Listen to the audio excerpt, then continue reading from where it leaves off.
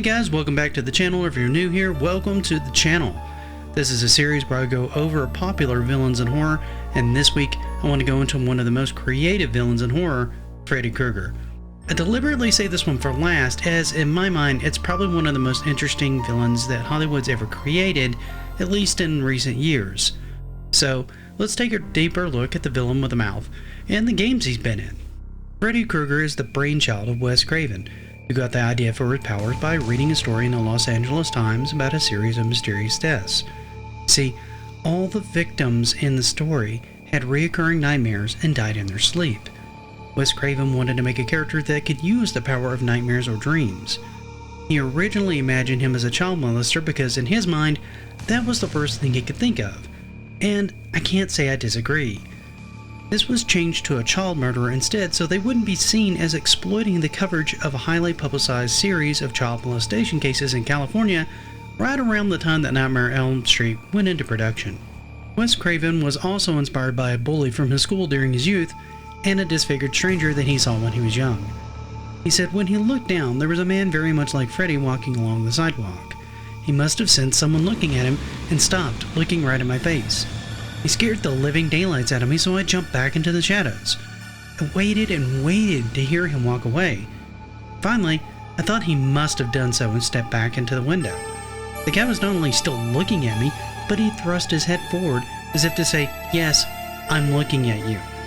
The man then walked towards the apartment building's entrance. I ran through the apartment to our front door. As he was walking into our building on the lower floor, I heard him starting up the stairs. My brother, who was 10 years older than me, got a baseball bat and went out to the corridor, but the man was gone. Speaking of inspiration, the glove itself was actually inspired by Wes Craven's cat. He watched it claw the side of the couch one night and had the idea. He said, well, part of it was the objective goal to make the character memorable, since it seems that every character that's been successful has had some kind of unique weapon, whether it be a chainsaw, machete, etc. I was also looking for a primal fear that's embedded itself in the subconscious of people of all cultures. One of those is the fear of teeth being broken, which I used in the first film. Another is the claw of an animal like a saber-toothed tiger reaching out with its tremendous hooks. I transposed this into a human hand. The original script actually had the blades being fishing knives. Jim Dahl, one of the prop directors, actually asked Craven what he wanted. Well, Craven responded, "It's kind of like a really long fingernails. I want the glove to look like something that someone who's got the skills of a boilermaker could, construct."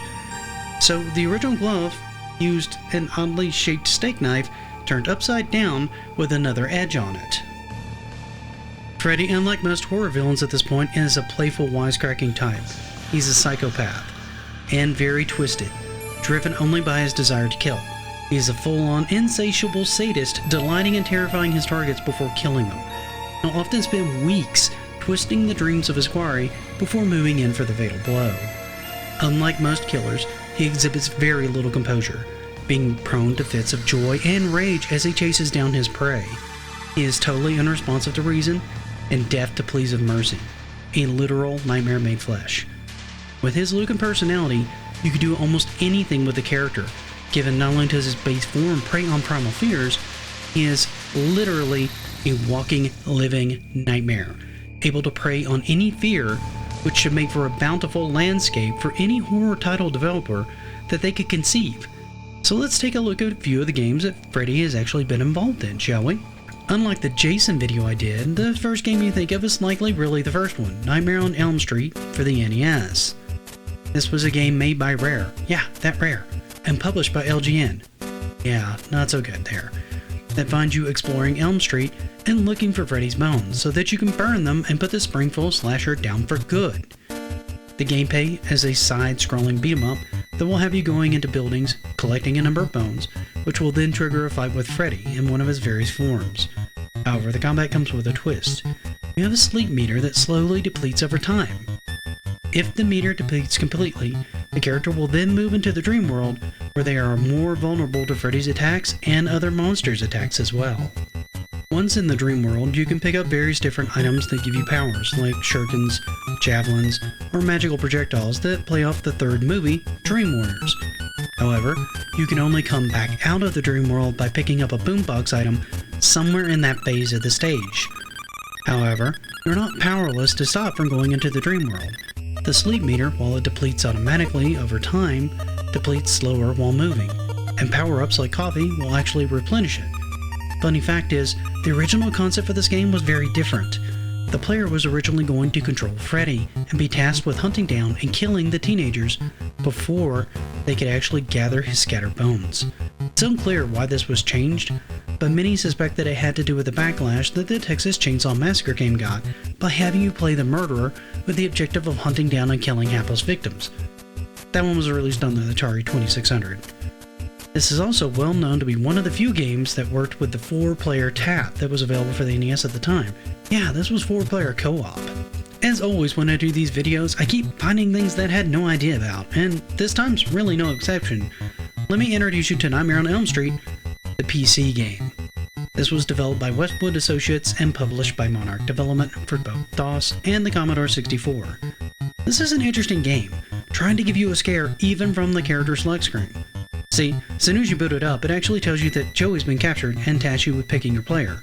However, the longer you take to make a decision, the more the players you can select get captured by Freddy himself, pressuring the player to make a choice and make it fast.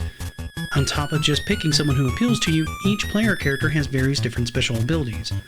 For example, Kincaid has a power punch, Will can throw lightning, etc., etc.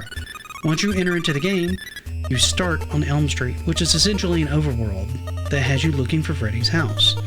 Freddy, for his part, will chase the player, decreasing their soul meter, basically a life bar in the game, each time he comes in contact with them. Once you find Freddy's house and enter it, this is where the main game takes place. The player has to explore the house in its various different levels, encountering different traps and monsters that will decrease the player's soul. Items that consist of things like weapons and ammunition will help the player, and coins that can be used to buy items. Batteries and objects will restore health will show up in the house to aid the player as they look for their friends.